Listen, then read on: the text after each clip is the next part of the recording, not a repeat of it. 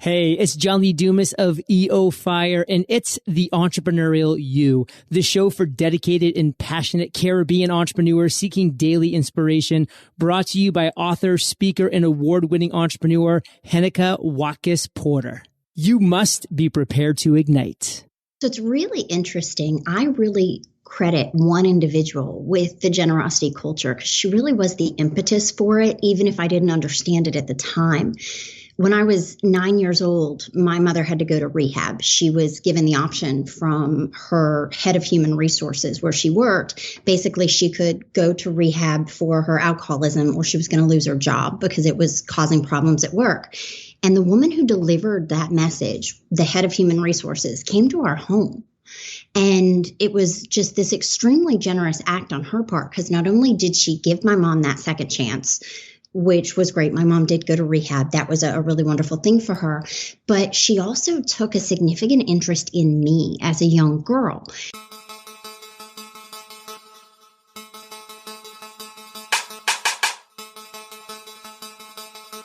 Hi, this is Heneka. I'm so glad you took the time to stop by today. In Jamaican parlance, Wagwan. I'm glad to say it there. This episode is sponsored by HenekaWatkis-Porter.com as well as the Jamaica Stock Exchange.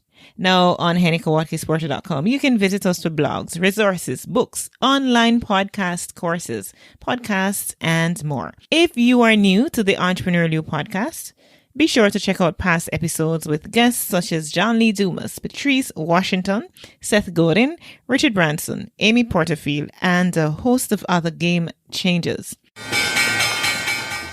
We needed to raise capital, but our experience with local financial institutions was that they were cautious and slow to act, and interest rates were far too high.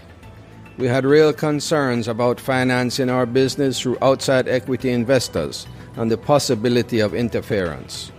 Could we get a fair valuation for our business? We had our own ideas about the business and its value. Should I go the traditional route of bank financing, or should I try the Jamaica Stock Exchange? So we made a call and experienced transformation of our business through conversations. I'm John Mahfood, CEO of Jamaican Teas, and we're listed on the Jamaica Stock Exchange. Give us a call today at 876-967-3271 to begin your transformation through conversation. We want to see your company listed on the Jamaica Stock Exchange. And now, here's today's episode. Real generosity is doing something nice for someone who will never find out. Frank Howard Clark. Greetings, my friends, my community members, my peak performer. It is such a pleasure to have you on the podcast for episode 199. Today, I'm speaking with April Shprintz, and April has spent 2 decades driving growth for companies by giving. She started her career in the Air Force and then specialized in sales, operations, and marketing, supporting Fortune 500 clients. April generated over $1 billion in combined additional revenue for clients based on the principles of the generosity culture. Now, when I talk about $1 billion, we're not talking about 1 billion Jamaican dollars. We're talking US dollars here. I want you to understand that. So I'm really looking forward to our conversation about how pouring into others is the best way to be successful. Welcome, April. Thank you so much. I'm so excited to be here. And I'm excited to have you. So you're on mutual ground, yeah? I want to get a sense from you before we go into talking about generosity. Do you know anything about Jamaica? Do you have any Jamaican friends? Ever had the food, music, anything? So I've been to Jamaica a couple of times, and I do have some Jamaican friends here in the U.S. What I absolutely love is how well you guys grill anything, and the spices, they're just amazing. Jerk pork. Yes. Jerk chicken. All right. I'm vegan now, so I don't know why I'm saying all of these things, but yeah. You could still spice up your vegetables. Absolutely. Absolutely. All right, April, that's good to know. We are all over the place. So, and we leave our, trail wherever we go, which is what I love about us too. All right. The generosity culture. Tell me your backstory. about, I know you didn't get here overnight talking about generosity and living generosity. What's the backstory to this? How has your earlier years impacted where you are today? So it's really interesting. I really credit one individual with the generosity culture because she really was the impetus for it, even if I didn't understand it at the time. When I was 9 years old, my mother had to go to rehab. She was given the option from her head of human resources where she worked. Basically, she could go to rehab for her alcoholism or she was going to lose her job because it was causing problems at work. And the woman who delivered that message, the head of human resources, came to our home. And it was just this extremely generous act on her part because not only did she give my mom that second chance, which was great. My mom did go to rehab. That was a really wonderful thing for her. But she also took a significant interest in me as a young girl. And at that time, I'd never been exposed to anyone, especially a woman who'd had any kind of success in their business life and even to some extent their personal life the way she had. And she really invested her time in me and became a mentor, volunteered to, and just mentored me throughout my life. So she's still a great friend of mine now. She is in her late 80s and we are still very close. I now call her Aunt Sue. But what was so amazing about that is she really demonstrated for me the value of pouring into someone and how that could change someone's life. So long before I knew to call it the generosity culture, I was trying to be like Aunt Sue, to offer value to people the way she did to me. Wow. I mean, that's an inspiring story. I could just see a movie coming out of that, actually. It really is inspiring. Yes. And so you've seen that, you have seen that firsthand and what generosity can do. So let me ask you, in your words, based on your own performance and practice, rather practice of generosity, what is the generosity culture that we're talking about? So it's very simple. The generosity culture is really the idea based on these three principles that you pour in to your employees, to your clients, and to your community, be it local, national, global. And by doing that, you cannot help but be tremendously successful because so many of the things that we do in life and in business are very symbiotic. And while you're not pouring in and giving of your time and your value with the intent to get back, it just can't help but happen. It is not only the right way to do business, it's also the most financially savvy. Absolutely. When you give, it comes back to you full measure, pressed down, shaken together, and running over. That's actually a big biblical principle, which we can see it operating in business, manifesting in our lives. So I'm glad that, you have taken that path, April. And so we're going to talk about how does one move from, because, let's face it, the realities in society, we're so selfish. All of us, we are in this, tune into the station, WIIFM. What's in it for me? Right. And of course, there's always going to be, that need to achieve and get something for yourself. But how do we know, create a culture of generosity when everybody is seemingly so selfish, just thinking about getting what they can for themselves?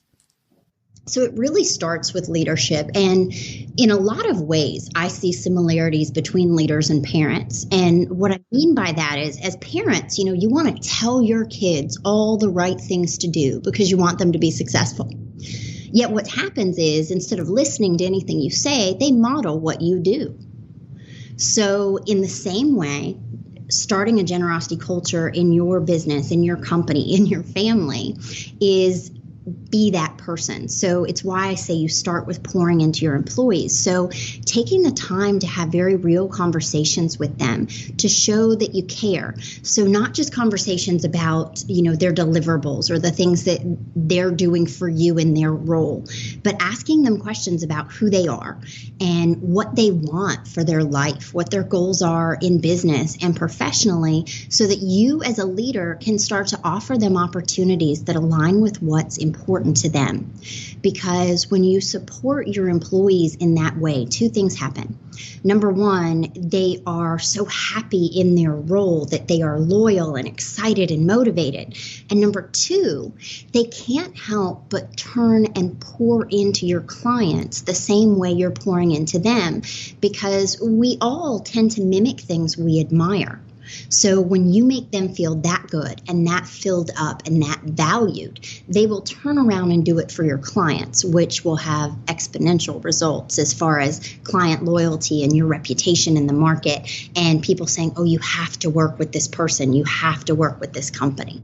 You said something which is very profound, that people oftentimes mimic what they admire. So, the question I want to ask then is, why is giving so much more important than receiving? I think because giving is something that really benefits both sides in a tremendous way. And while it's great to receive, being a receiver isn't always as beneficial on both sides, if that makes sense. So when I really give of my time, give of my effort, I feel great about it. You on the receiving end feels great about it. To me, it is that much more powerful than getting or receiving, because it has that exponential benefit for both sides. Mm-hmm. And you know what I always say to people, like when I give, it's like giving to me is actually a selfish act. And I say this because many times when I give, when I give my time or resources to help others, particularly sometimes those who are not able to, with the resources to help in, to do things for themselves in a way that they'd want to, I oftentimes find that I end up feeling so much better. So it's so gratifying for me to do something for others. And so it's not that I'm giving and to get that sense, like to get that high, but I find that when I do that, I do feel that, wow, that makes me feel good, Absolutely. And I really see giving in the generosity culture. The best comparison I can come up with for folks is farming. So when you think about growing your business or going out and get new sales, people often compare it to hunting, right? Which is, I'm going to go out and I'm going to get this and I'm going to bring it back and then I'll have it. And to me, that really isn't representative of a way that a business can grow exponentially, but farming is. So when you farm, you plant all these seeds and then you nurture them and you care for them. And it's not as if you're focusing on this one carrot, right? This one carrot, like that's my carrot. That's the one I'm going to eat. This is exciting. I want just that one. You're focusing on doing great things for all of this farm. And then what ends up happening is what sprouts out for you is usually bigger and more bountiful than you ever imagined. But it's because you're focusing on nurturing and pouring into the soil and into the things you planted instead of already picking out which ones you're going to eat.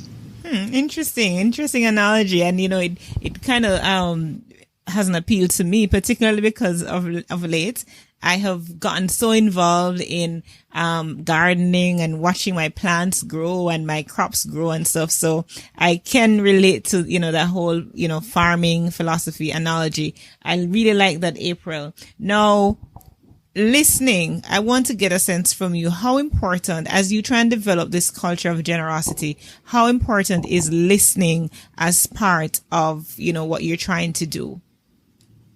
It's huge. And listening is an underestimated skill across the board, because it's when we really listen to our employees, to our clients, to the folks that we're trying to serve, that we really begin to understand how we can be of service, how we can be of value. One of the things that I tell lots of folks when they have an idea for a product or a service to take out into the market is come up with your minimum viable product as soon as possible and get it in the hands of the people that you think it will help and get their feedback. Listen to what they're saying about it. Listen to what they're not saying about it, and listen to the ways that they'll give you to improve it. So whether it's from a business perspective or a personal perspective, and this is a little cliche, but it's cliche because it's true. You have 2 ears and 1 mouth, and there's a reason. You had a great mentor in the form of Aunt Sue. And in order for her to be a great mentor, she had to listen, right? So that was important. But I want to get specifically now in terms of mentorship.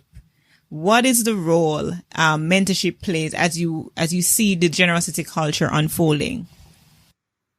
I think that it plays a big role. I think that all of us are mentors to far more people than we realize. And what I mean is, there are those people that you really take under your wing and you pour into with lots of time and effort, etc.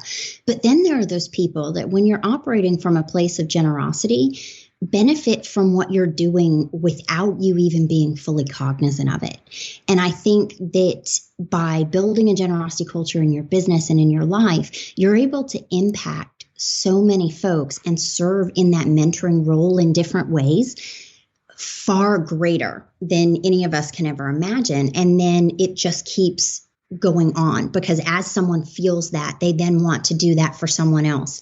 And it makes it where something that one person started can be a huge movement that benefits as many as possible. Mm-hmm. And so what I hear you say, which I've had a guest on here, Paul Carrick Brunson, who we talked about mentorship and how to find mentors and so on. So what I'm hearing you saying is that mentorship doesn't have to be direct. In other words, it doesn't have to be, okay, I'm going to sign up to be your mentor, or, somebody coming to me asking me to mentor them and so on. It can be from a distance. It can be, from wherever you are, from watching online, watching them on television, wherever it is, right?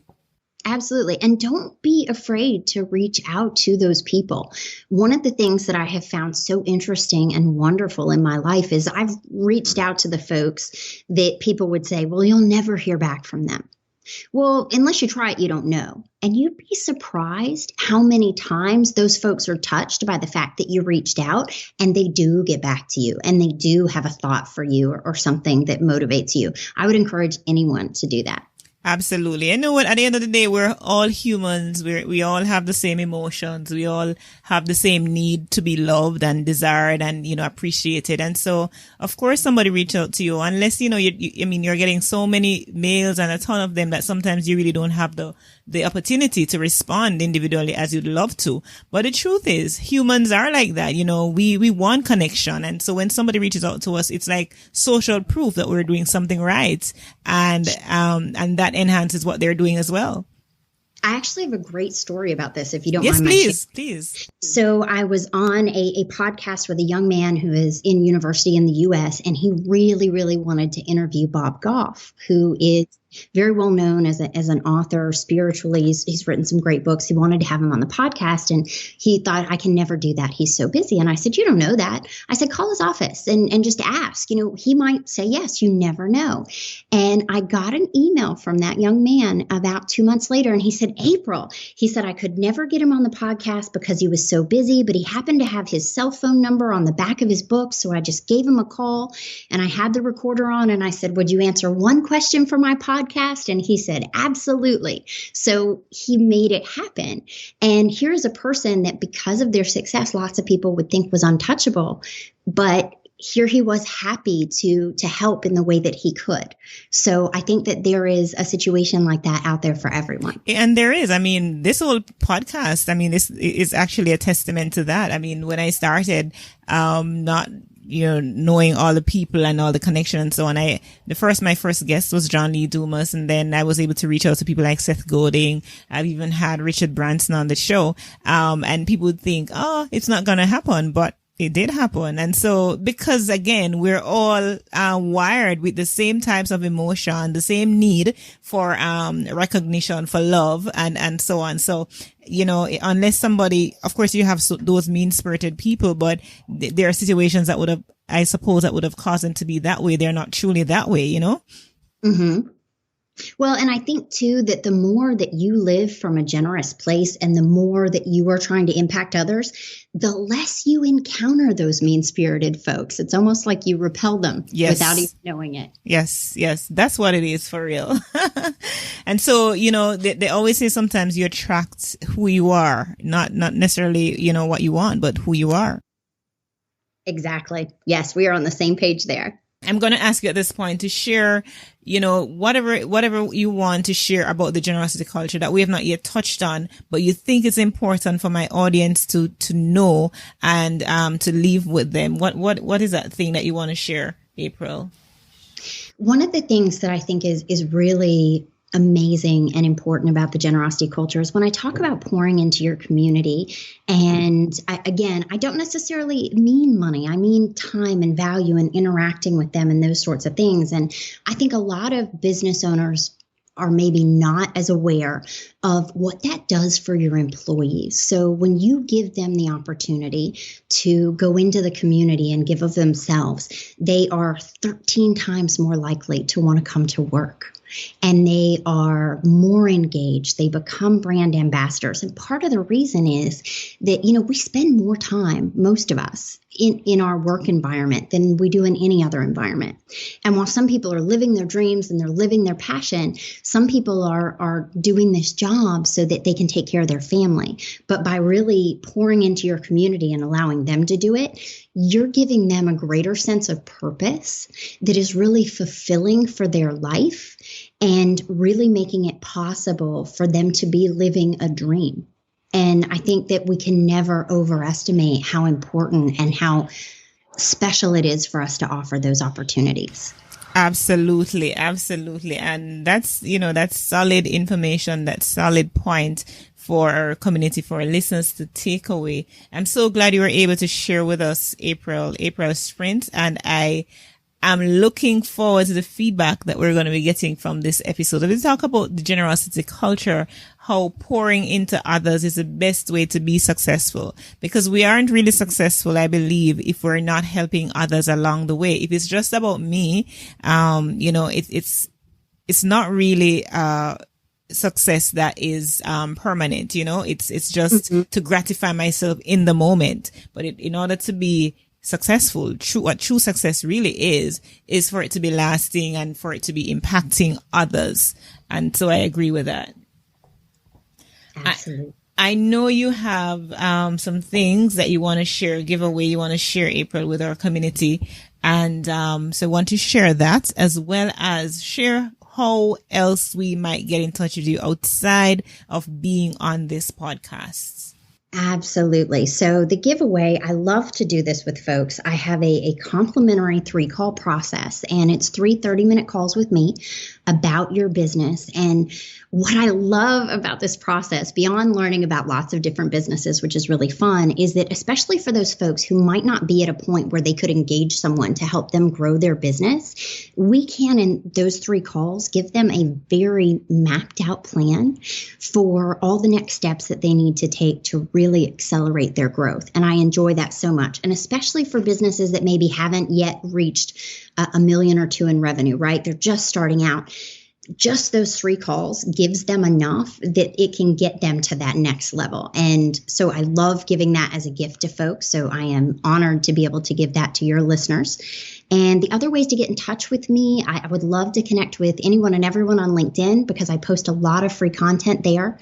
My website, drivenoutcomes.com, also has a lot of free resources on it, because I really believe that helping anyone as much as you can is just the gift that keeps on giving. So I encourage you to look there. You can sign up for my email list, but more importantly, you can get those free resources that can really help you. How generous of you. No pun intended, because that's what it is. Thank you so much, April Shprintz. It's been such a pleasure having you on the podcast. And I really, like I said before, I look forward to the interaction that will come from it. Oh, wonderful. Heneka, thank you so much. My pleasure. And thank you, my peak performer, for tuning in to this episode with April Shprintz. I really, really look forward to connecting with you next week. But in the meantime, remember that you can connect with me for all things podcasting, whether it's books, coaching, online course, etc. Or if you just want to read one of the blog posts, or you just want to listen to another podcast episode, whatever it is. And then there are some opportunities. I know many people struggle with sleep. There are some really good resources I have in the form of the store, the products from Activation Products. And I'd love for you to check them out and see what might be able to help you on your wellness journey. And so all of that can be found at HenekaWatkis-Porter.com. That's HenekaWatkis-Porter.com. When you go to the homepage, you will see the WhatsApp icon. Send me a message and it will come directly to my phone. So I'm really excited to have that conversation with you, to continue the conversation. And if you've listened to an episode 2 that you think, you want to get my thoughts on, or you want to make a comment or anything like that, just be my guest. Go right ahead, send me a message, and I'll be happy to respond to you. My point of hope for today is, if you can, said Jesus, everything is possible for one who believes. Mark 9 verse 23. Walk good,